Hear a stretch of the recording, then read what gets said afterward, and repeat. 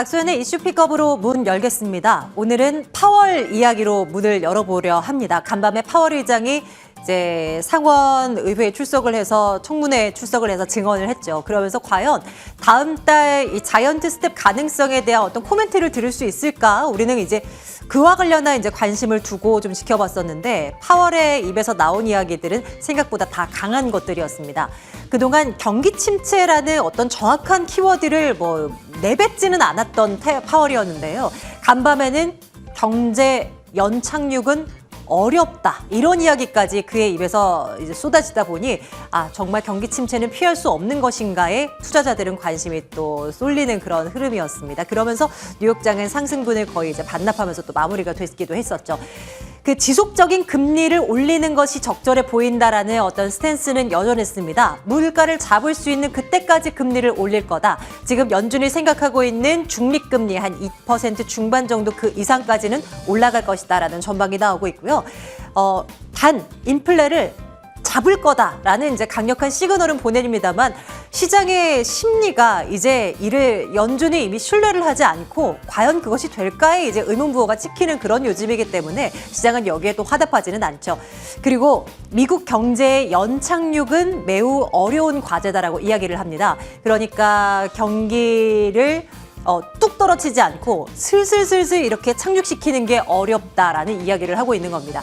패드워치가 7월 FOMC에서 빅스텝이 나올 확률이 이제 90%다라고 이야기를 했는데 그러니까 자이언트 스텝은 아닐 것이다라는 이야기를 또 내놓고 있습니다만 어쨌거나 미 연준은 앞으로도 공격적인 금리 인상을 단행할 것이고 관련한 통화 정책을 꾸려 나갈 것이다라는 데는 이견이 없어 보입니다. 다음 볼까요? 자, 주요 투자 은행들은 또 이런 전망을 내놓고 있습니다. 그러면 경기 침체 가능성이 얼마나 확률적으로 높아 보이느냐라는 설문조사를 돌렸다라는 식의 이제 투자 은행들의 결과들이 속속들이 발표되고 있었는데요. 시티그룹에서는 전 세계 경기 침체 가능성이 한 50%다라고 이야기를 하고요. 골드만삭스 미국 경기 침체 가능성 커졌고 UBS는 경착륙 우려 상당히 늘어나고 있다라고 이야기를 하면서 우려 섞인 얘기들을 참 많이 내놓고 있습니다. 시장 분위기가 안 좋다 보니까 이런 비관적인 목소리들이 더 커질 수밖에 없는 요즘인 것 같아요. 국내 리서치 센터장들은 어떤 이야기를 하고 있을까요? 그 전에 경기를 좀 선행하는 지표라고 알려진 구리 가격을 한번 짚고 한번 가보겠습니다. 경기 침체를 반영하는 것일까요? 이미 구리는 지난 3월 대비해서 많이 빠져 있었습니다. 지금 이 정도 수준에 머물렀었던 3월 가격이 지금은 이렇게나 떨어져 있는 것을 확인할 수가 있는데요. 경기 침체의 신호탄이다 이렇게 해석을 하는 시장 전문가들도 많이 있는 상황이더라고요. 앞서 말씀드렸던 대로 국내에서는 어떤 비유들이 나오고 있는지 한번 확인해 보도록 하겠습니다. 우리 시장이 이렇게 어제 오늘 폭락을 거듭하고 있는 것은 원달러 환율의 상승과 외국인 투자자들의 팔자와 그리고 개인 투자자들 계좌에서 쏟아져 나오는 반대매매 물량 때문일 겁니다. 그중에 외국인 수급은 그럼 대체 언제쯤이면 호전될 수 있겠는가라는 질문을 최근 이 증권사 리서치 센터장들에게 설문을 돌렸는데요. 뉴스원의 자료입니다. 매수로 돌아설 것이다 하반기에 그렇다라고 대답한 사람이 19명 중에 5명에 불과했습니다. 5명이라도 있다는 것이 또 놀라울 수도 있겠지만 어쨌거나 소수에 불과했고요. 대부분은 중립 의견을 내보이고 또 한 4명 정도는 매도가 여전히 앞설 것이다. 이런 이야기, 좀 비관적인 이야기를 내놓고 있더라고요. 다음 보겠습니다. 그렇다면 지금 있어서 그럼 우리는 투자를 어떻게 해야 되느냐? 대체 어디가 유망한데? 라고 질문을 던졌습니다. 그랬더니 상당수의 센터장들은 국내에서 그 답을 찾지 않습니다. 일부는 미국 쪽에서 답을 찾을 수 있겠다라고 이야기를 하고 상당수의 리서치 센터장들은 바로 답은 중국이다라고 이야기를 합니다. 빠르게 경기가 회복되고 있고 경기 부양책들을 계속해서 시행해 나가고 있는 중국이야말로 지금도 다른 주요국 증시에 비해서 선전했듯이 올 하반기에도 더 올라갈 것이다. 이렇게 내다보고 있는데요. 이미 국내 시장에 많은 비중을 들여놓고 있는 우리 개인 투자자들에게 위안이 되지 않는 그런 전략임은 분명합니다. 그러면 우리는 앞으로 어떻게 해야 될까를 늘 이제 고민을 하게 되는데요. 그제, 어제, 오늘까지 주요 섹터별로 저희 들여다보고 있습니다. 오늘은 관심 많으실 겁니다. 자동차 섹터에 대한 이야기를 나눠보려고 하는데요. 잠시 후에 돌아오겠습니다.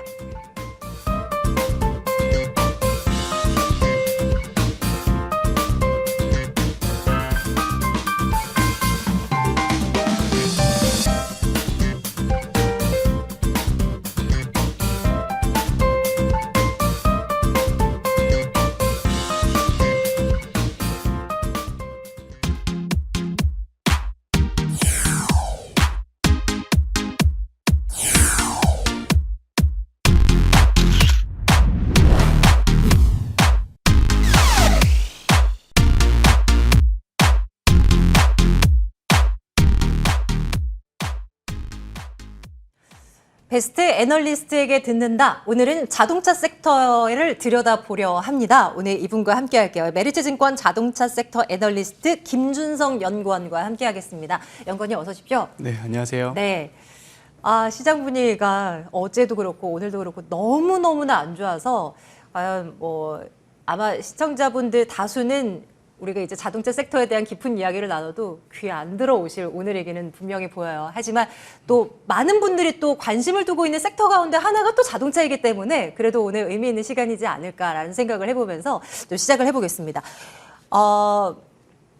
그런 이야기들이 끊이질 않죠. 신차를 주문하러 갔는데 주문을 하고 나니 1년 뒤에 받을 수 있다. 이런 이야기를 꽤 오래전부터 들어왔고 최근에 주변 지인에게 또 그런 얘기를 들었어요. 지금도 그런 수급 상황 자체가 뭔가 안 좋은 것인지 다 이것이 반도체, 차량용 반도체 수급 문제 때문에 불거진 현상 아니겠는가 이런 시각들도 있는데요. 이런 부분들부터 한번 챙겨주시겠습니까? 네, 저희가 지난 2년 동안 코로나 국면을 겪었죠. 네. 보내드린 차트에서도 확인할 수가 있을 것 같은데요. 가전 수요라는 것이 굉장히 이제 거칠게 이렇게 지난 2년 동안 호조세를 보였습니다. 자동차와 가전이 무슨 상관이냐라고 할 수도 있지만 자동차에도 반도체가 들어가고 가전 제품에도 반도체가 들어가죠. 지금 보고 계신 차트는 전 세계 가전 수요입니다. 2019년까지 코로나 이전까지를 보면 가전 시장이라는 것이 유의미한 성장을 보였던 산업은 아닙니다. 하지만 20년, 21년 우리가 굉장히 좋은 유동성 장세 속에서 많은 사람들의 부의 효과가 증대됐고 그 안에서 가전 수요도 굉장히 팽창을 했었던 거죠. 자, 그러다 보니까 자동차 반도체 입장에서는 굉장히 불리한 입장에 처하게 됩니다. 다음 차트를 한번 보여주시면 네. 이 차량용 반도체 시장에서 아웃소싱 공급 점유율을 70%를 담당하고 있는 것이 TSMC입니다. 이 TSMC 입장에서는 제가 생각했을 때는 두 가지 경영 원칙이 있는 것 같은데요. 오른쪽 2021년 매출 브레이크다운에서 보시는 것처럼 우리는 머추어 노드보다는 어드밴스 노드를 사용하는 핸셋이나 아니면은 저기 하이 퍼포먼스 컴퓨터라고 돼 있는 데이터 센터 이쪽으로 이제 양산, 파운드리를 많이 하고 싶다.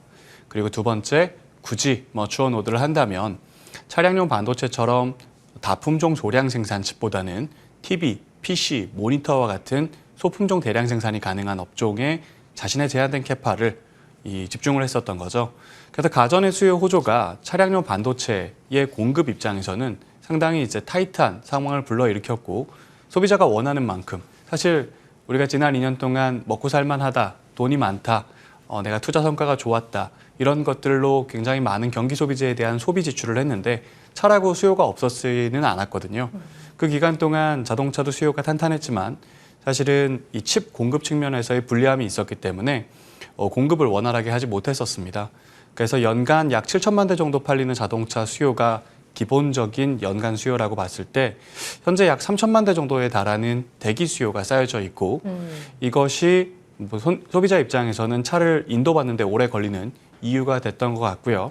그것이 현재 우리가 굉장히 어려운 주식 상황, 그 근저에 보면은 우리가 좀 지출에 대해서 박해진 거죠. 지갑을 여는 게 박해졌습니다. 지갑을 여는 것이 박해지고 그래서 많은 종류의 경기 소비자 업종에서 수요 전망이 낮아지고 그리고 재고가 쌓이고 실적이 나빠지는데 현대기아 같은 경우에는 대기 수요가 굉장히 많이 쌓여 있는 상황이다 보니까 지금 보시는 차트처럼 재고가 역사적으로 가장 낮은 수준. 모든 경기 소비자 업종 중에서 재고가 쌓여가는 그 전반적인 흐름과 달리 혼자 유일하게 재고가 낮아지고 있는 상황이죠. 그래서 지금 시작할 때 보릿고개 자동차라고 하셨는데 사실 길게 보면 그게 맞을 겁니다. 하지만 최근에 이제 우리가 증시 불확실성이 커진 상황에서 봤을 때 현대기아는 굉장히 방어주 역할을 해주고 있는 그런 모습이 있고 그것의 근거로 말씀드린 부분들이 작동을 하고 있다. 설명해 볼 수 있을 것 같습니다. 네. 실적도 참 궁금해요. 그동안 이제 수요 부진, 실적 악화 이런 것들이 참 걱정이 됐었고 우려가 됐었지만 이제는 어쨌거나 없어서 못 파는 그런 상황이 되었다 보니 그리고 실제로 반도체 수급이 부족해서 못 판다라고 하기보다는 실질적으로 차를 워낙 잘 만들더라고요. 뭐 주요 뭐 유럽이나 미국 쪽에서 나오는 뭐 현대 기아 차의 신차들의 어떤 뭐 평가도 굉장히 높은 상황이고, 뭐 국내 소비자들도 와 이제 수입차 못지않게 현기차 괜찮다 뭐 이런 뷰들이 또 많이 쏟아져 나오고 있는 터라 앞으로는 좀 달라지지 않겠는가, 이런 시각들이 참 지배적으로 이제 형성되어 가고 있는 것 같은데요. 앞으로의 실적은 우리가 좀 어떻게 내다볼 수 있을지 궁금합니다. 네, 지금 좋은 차트를 열어주셨는데요. 제가 이제 항상 주의 깊게 보고 있는 차트입니다. 지금 상황은 차가 좋다 나쁘다와 상관없이 소비자들이 차를 원하는 상황에서 인도를 할 수가 없었던 초과 수요의 상황이기 때문에 현 시점에서 자동차 업종의 방향을 보는 데 있어서 제일 중요한 지표는 재고입니다. 자동차 업계에서 이야기하고 있는 최적 재고라는 것이 있습니다. 네. 그 최적 재고라 하면 차를 생산해서 트레일러에 싣고 배에 띄우고 그래서 딜러에 딱 차가 도착했는데 마침 딱 손님이 들어오셔서 손님도 안 기다리고 딜러도 차가 안 팔려서 쌓아놓는 게 없는 레벨, 그것을 저희가 한 7, 80일 정도의 재고에서 찾을 수가 있거든요. 네. 7, 80일 이상의 재고를 공급 초과, 아주 안 좋은 영업 환경이죠. 그리고 7, 80일 이하의 재고를 수요 초과, 우호적인 영업 환경입니다. 지금은 손님이 많이 줄 서 있고 빨리 받고자 하는 니즈가 많은 분들이 가득하기 때문에 지금 재고가 전반적으로 산업평균 재고가 35일이죠. 네, 지난 4월 달 기준 35일이고 5월 달에는 34일 정도가 됐는데 굉장히 낮습니다, 재고가. 그리고 현대기아의 재고를 보면 현대가 34일, 네. 기아가 18일이죠. 와, 기아가 거의 맨 위에 있는데요. 네, 전체 브랜드 중에 가장 낮은 재고를 보여주고 있습니다. 그래서 현대기아도 어려운 점이 많습니다. 지금 우리가 전기차라고 불리는 트랜지션이 벌어지고 있고 스마트카, 커넥티드카라고 불리는 그 산업의 변화가 이루어지고 있는 가운데 주가를 결정하는 다른 변수들도 있겠지만 현재 실적 방향 단기적으로 바라봤을 때는 18일과 34일의 낮은 재고는 최적 재고 관점에서 굉장히 낮은 수준이기 때문에 네. 재고가 낮고 동의어에서 대기 수요가 굉장히 길다라는 걸 의미하고 소비자들이 줄 서 있기 때문에 비싼 가격에 팔 수 있고 그로 인해서 여러 가지 원자재 가격의 상승이나 중국의 락다운, 러시아 가동 중단 같은 원가 훼손 요인을 극복할 수 있는 요인들이 발생하고 있는 거거든요. 그래서 간단합니다. 지금 경기에 대한 우려가 굉장히 큰데요. 그것이 향후 1년 뒤에, 6개월 뒤에 어떻게 될지에 대해선 의견이 분분하지만 적어도 7, 80일 이하의 재고에서는 현대기아가 양호한 영업 환경 속에서 건전한 실적을 낼 수 있다라고 볼 수 있을 것 같고요. 그렇다면은 단기 실적 관점에서는 여타 재고가 늘고 판매가 줄고 있는 경기 소비자들보다는 안전한 선택, 괜찮은 실적 상대적으로 실현할 수 있다고 보고 있습니다. 네, 최근에 그런 부분들도 조금 신경이 쓰이는 것이 특히 이제 우크라이나 사태 발발 이후에 원자재 값의 폭등세가 정말 뭐 재료별로 돌아가면서 막 나오지 않습니까? 이런 부분들로 인해서 자동차 업계도 가격 인상을 단행할 수 있겠지만 그러면서 이제 실적이 그래도 어느 정도 좀 따라올 수는 있겠지만 뭐 이런 원자재 값 상승과 관련해서는 뭐 완성차 업체들, 부품 업체들 좀 나눠서 살펴보면 어떤 영향을 좀 생각해 볼 수 있겠습니까? 네, 완성차 업체는 지금까지 설명드렸던 게 현대기아 완성차 업체인데 네. 완성차 업체의 비즈니스 모델은 B2C이고요. 부품 업체는 완성차에게 매출이 발생하는 B2B 비즈니스이죠. 그렇겠죠. 네. 자, B2C 비즈니스를 영위하고 있는 완성차는 손님이 길게 줄 서 있고 재고가 낮기 때문에 가격을 올려 원가 훼손 요인들을 방어할 수 있습니다. 우크라이나 사태가 됐건 인플레이션이 됐건 원가가 많이 올라가고 있는 가운데에서도 실적을 잘 낼 수 있는 가격 인상이란 요인이 발현되고 있는 거죠. 하지만 부품 업체들 같은 경우에는 B2B입니다. 뭐 현대기아가 부품사보다 갑이라서 가격을 올리지 못하는 게 아니라 기본적으로 부품 업체들은 완성차와 계약을 할 때 어떤 모델의 출시 1, 2년 전에 향후 이 모델의 1년차, 2년차, 3년차에 얼마에 납품을 할지 가격이 정해지고요. 아, 네네. 중간에 어려움이 닥쳤을 때 상호 간의 협상이 어느 정도든 가능하겠지만 전가가 충분히 이루어지지는 않는다. 그것은 어렵다라고 볼 수가 있습니다. 그래서 원가 훼손율이 발현되고 있는 지금의 상황에서는 부품 업종이 조금 실적적 측면에서는 부진할 수밖에 없고요. 그렇겠군요. 완성차는 가격 인상을 통해 양호한 실적을 낼 수 있는 그런 앞으로의 흐름일 것 같습니다. 네네. 이제 전기차 이야기로 좀 넘어가 볼까요? 뭐 전 세계적으로 친환경차, 그 가운데서도 전기차에 대한 성장세가 무섭고 또 기대도 굉장히 큽니다. 이런 가운데서 국내 우리 완성차 업체들의 이 전기차 시장, 이 뻗어나가는 어떤 성장세는 어느 정도인지 궁금해요. 뭐 최근에는 뭐 미국 전기차 시장에서 시장 점유율 2위에 현대가 올랐다면서 머스크가 뭐 아주 잘하고 있어. 뭐 이런 이야기를 내놓기도 하던데요. 근데 이제 점유율 자체를 보면 아직도 숫자는 너무나 격차가 많이 나는 것이 사실이고, 이거를 우리가 어떻게 판단하면 좋을지 연구님 입장에서는 뭐 어떤 분석하셨어요? 저희가 현대자동차가 되었건 뭐 폭스바겐이 되었건 토요타가 되었건 기존의 자동차 회사에게 너 잘하고 있어 라고 모두가 칭찬해 주기 위해서는 조건이 한 가지가 확실히 필요합니다. 네. 자동차 시장은 성숙 정체된 시장이고요. 총량이 매년 그 수요가 바뀌지 않습니다. 근데 우리가 알고 있는 건 내연기관 시장이 줄어들고 전기차 시장이 커지고 있는 거죠. 자, 그럼 칭찬을 하기 위해선 이 브랜드들이 내연기관 시장에서의 점유율보다 전기차 시장에서의 점유율이 높아 두 가지를 합쳤을 때 덧셈이 나올 수 있으면 칭찬받을 수 있습니다. 네. 현대기아의 내연기관 시장에서의 점유율은 약 8% 내외를 보여주고 있고요. 전기차에서도 그런 점유율 이상을 보여줄 수 있다면 우리가 뭐 현대기아의 주가 상승이 굉장히 두드러지게 나타날 수 있는 밸류에이션 확장콜을 할 수가 있겠죠. 자, 근데 최근에 점유율이 올라간 건 사실입니다. 4월, 5월 달 점유율이 괜찮았죠. 현대기아의 점유율이 4% 내외를 지켜왔는데 전기차 시장에서요. 지금 6% 남짓까지 올라왔으니까 글로벌 시장에서 점유율 말씀드리는 겁니다. 네. 상당히 이제 올라가는 모습입니다. 하지만 다소 이 숫자를 그대로 믿기는 좀 어려운 게, 자, 4월과 5월에는 중국이 통째로 락다운이었습니다. 전 세계에서 가장 큰 전기차 시장인 중국의 플레이어들이 네. 생산과 인도를 하지 못했고요. 그랬네요. 그리고 4월, 5월은 우크라이나 전쟁의 한복판이었습니다. 네. 그래서 유럽 브랜드, 또한 큰 전기차 시장인 유럽에서 유럽의 전기차 브랜드들의 그 서플라이 체인에서의 문제로 양산 가동률이 올라오지 못했고요. 미국에서도 GM 같은 회사가 작년 말부터지만 양산을 LG 에너지 솔루션과의 리콜 이슈 때문에 중단했었죠. 그렇기 때문에 아마 우리가 진짜로 현대기아의 전기차 경쟁력, 그것을 볼 수 있는 시기는 올해 하반기나 내년에 이런 노이즈들이 사라진 이후에 평가할 수 있을 것 같고요. 그 맥락에서 봤을 때 좀 더 분발해줘야 되는 어려운 조건들이 많은 게 사실입니다. 내연기관 시장과 달리 전기차 시장이라고 부르는 지금 새로운 시장에서는 새로운 친구들이 존재합니다. 대표적으로 테슬라, 그리고 니오나 샤오펑, 그리고 루시드 리비안 등등 우리가 들어봄직한 신생 업체들이 네. 그 자리를 차지하고 있고요. 그들의 점유율이 거의 40%입니다. 자, 그리고 전기차 시장에서는 특수 시장이 존재합니다.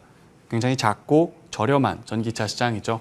대표적으로 중국의 홍광민이나 유럽의 르노 조에 같은 그 조그만 차들, 이런 차들의 점유율이 20%에 가깝습니다. 네. 자, 그러면 내연기관에서 100이라는 시장을 영위해왔던 기존의 자동차 회사들이 전기차에서 내 땅이 어딘가라고 봤을 때 약 40%밖에 안 남는 거죠. 물론 뭐 경쟁력에 따라 이건 계속 바뀔 겁니다.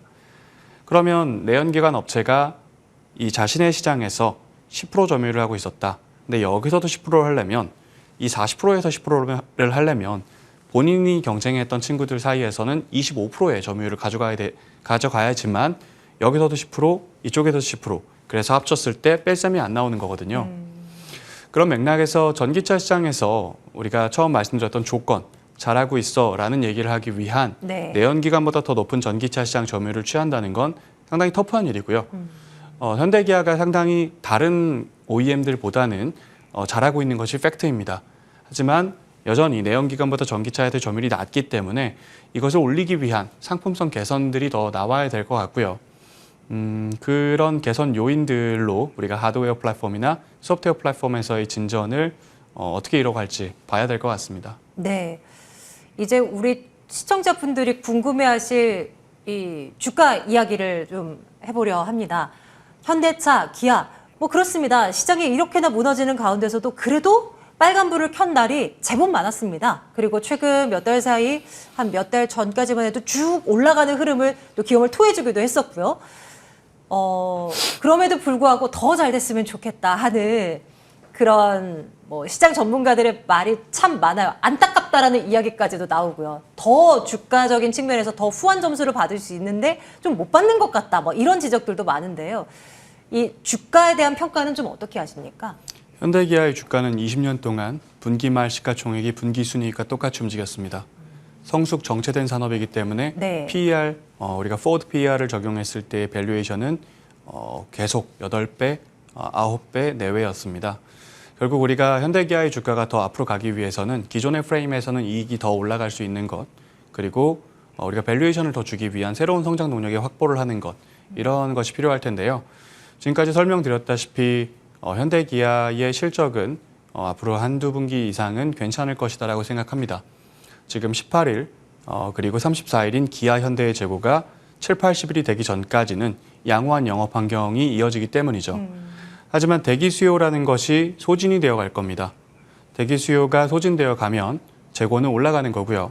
재고가 7, 80일에 가까워지는 제 생각으로는 연말 또는 내년 초 즈음에는 이제 재고가 쌓여가면서 네. 가격이 내려가기 시작할 것이다라고 보고 있습니다. 그 시점 이후에는 실적의 눈높이가 내려갈 수밖에 없지 않나라고 저는 보고 있고요. 네. 올해까지는 현대기아의 단기 실적이 올라오면서 다른 경기 소비자 업종 대비 상대적 주가 차별화를 낼 수 있겠지만 내년에는 재고가 상당히 쌓여서 가격이 내려가기 시작한다면 실적적 측면에서는 불투명성이 상당히 크다. 저는 그렇게 전망하고 있습니다. 그 재고가 70, 80일 뭐 요 데이터는 우리가 일반 투자자분들이 어떻게 좀 검색을 해서 좀 알 수가 있는 것인가요? 뭐 네. 매달 발표가 있는 건가요? 지금 뭐 자료에 적혀 있는 것처럼 콕스 오토모티브라는 그 미국의 조사 기관에서 네. 매달 중순쯤에 그 아. 전달의 재고를 발표하고 있기 때문에 네네. 개인 투자자분들도 네. 무료 데이터인 만큼 사이트에 접속해서 찾아보실 수 있습니다. 오, 좋습니다. 네. 아마 자동차주, 완성차, 지금 투자를 하신 분들도 많이 계실 테고, 관심을 두고 계신 분들도 계실 것 같은데요. 이런 데이터들을 매달 한번 체크를 해볼까요? 저희도 한번 의미 있는 숫자가 또 뭐 계속 뭐 나온다라고 하면 계속 이제 한번 체크를 해보도록 할게요. 요거는 정말 기록을 한번 해봐야 되겠네요. 좋습니다. 의미 있는 어떤 호재거리가 무엇이 있을까? 자동차 섹터에서라고 생각을 했을 때, 왜 그거 생각납니다, 연구원님. 미국에다가 전기차 신공장 증설한다는 계획이 나왔었지 않습니까? 지금 당장 공장이 세워져서 뭔가 거기서 나오고 숫자가 찍히고 그런 것은 아니지만 일단은 무언가가 나올 수 있다라는 어떤 희망 자체, 기대 자체는 있는 것은 사실인데요. 이런 것들 기대만으로 주가 상승을 이끌기는 너무 무리가 있는 얘기인가요? 네, 기대만으로 주가가 갈 수는 없다고 생각합니다. 지금 유동성 축소 장세가 열리면서 밸류에이션 할인 부분에 대한 노이즈도 많이 벌어지고 있기 때문에 더욱더 시장은 치밀하게 회사의 기업 가치 평가를 할 것이라고 보는데요. 전기차 공장이 미국에서 지어진다고 발표가 났지만 네. 가동이 양산이 처음 이루어지는 공장 가동이 처음 이루어지는 시점은 25년입니다. 우리가 3년 뒤의 미래를 끌어다 쓰기에는 아직 굉장히 많은 시간이 남아 있죠. 그래서 아까도 잠깐 말씀드렸지만 3년 뒤에 전기차 공장을 짓건 10년 뒤에 짓건 1년 뒤에 짓건 거기서 만들어진 차들이 잘 팔릴 수 있는 기술적 토대를 우리에게 공유할 수 있어야 될 것 같고요. 그것에는 우리가 소프트웨어 플랫폼이라고 부르는 칩이나 인공지능 모델, 아키텍처, 데이터 센터, OTA 기술들이 있을 거고 하드웨어 플랫폼에서는 지금 이제 현대기아나 폭스바겐 같은 경우에 EGMP나 MEB 플랫폼을 통해서 좀 시장을 선도하는 모습을 보여줬지만 그 기술 자체가 그렇게 어렵지 않다고 생각합니다. 다들 나오고 있거든요. 그래서 그 이상의 것들, 모터의 효율성, 적은 전기로 큰 힘을 낸다든지 아니면 경량화 기술, 차를 좀 더 가볍게 만들어서 전기를 덜 먹고 전기를 좀 더 여유롭게 쓸 수 있게 만든다든지 아니면 우리가 샤시 기술에서 테슬라가 보여준 것들이죠. 셀투 팩을 넘어 셀투 비이클 같은 기술들, 열 관리 기술들 이런 부분에서의 차별화를 보여줄 수 있으면 아마 저희가 기준으로 잡고 있는 내연기관 시장보다 더 높은 전기차에서의 점유율 그런 시장으로 갈 수 있는 믿음이 생기며 주가가 밸류에이션에 더 많은 부여를 해줄 수 있다라고 보고 있습니다. 단순히 공장을 짓는다 안 짓는다는 사실 우리가 엄청난 성장 산업에 있는 것이 아니기 때문에 공장을 짓는 것 그 자체보다는 공장에서 만들어질 차량의 상품성, 경쟁력을 보여주는 것이 더 필요하다고 생각합니다. 종합적으로 이제 정리를 해 볼게요. 쭉 말씀을 들어보면 올 한 해는 그래도 올 하반기까지는 실적이 어느 정도 좀 뒤따라올 수 있겠으나 연말을 기점으로는 조금 점수를 조금 덜어내야 되지 않나 이런 이제 말씀을 듣고 있는 것 같아서요. 시장 참가자들의 우리 개인 투자자분들이 관심을 두고 지켜보는 이 자동차 섹터에 대해서 어떤 투자 아이디어, 어떤 투자 전략이 유효하다라고 말씀을 해주시겠어요? 좀 요약을 해주시죠. 지금은 네, 주식시장에 참여하고 있는 이상 방어적 스탠스를 가져가는 것, 이제 지켜내는 것이 굉장히 중요할 것 같은데요. 현대 기아의 실적은 네, 지금 낮은 재고에 근거하여 호조세를 단기적으로 보일 것이고 그것이 판매 자체가 줄어들면서 실적이 눈높이를 낮춰야 되는 그런 다른 업체들보다 상대적으로 좀 더 나은 주가 성과를 보여줄 거라고 생각합니다. 그리고 현대 기아가 이제 재고가 쌓여가고 대기 수요가 다 소진이 되는 시점에서는 현대 기아의 이익 눈높이가 그 이후에는 낮아질 수 있기 때문에 그 시점에서는 현대 기아가 과거 애플카 이슈 때 그랬던 것처럼 밸류에이션 확장 근거가 발휘될 수 있는지 여부를 확인하시는 게 중요하고요. 네. 그 밸류에이션 확장 근거를 위해서는 뭐 자체적인 기술 진전이 됐건 협업 전개가 됐건 우리에게 새로운 걸 보여줄 수 있어야 될 거라고 생각합니다. 새로운 모멘텀을 과연 자동차 업계에서 찾아낼 수 있을 것인가? 이것이 이제 관전 포인트가 되겠네요. 앞으로 뉴스들 잘 들여다보면서 그 신호가 나오는지 여부도 우리가 체크를 해볼 필요 있어 보입니다. 오늘은 자동차 섹터에 대한 이야기를 해봤고요. 메리츠증권 자동차 섹터 애널리스트 김준성 연구원과 함께했습니다. 말씀 고맙습니다. 네, 감사합니다.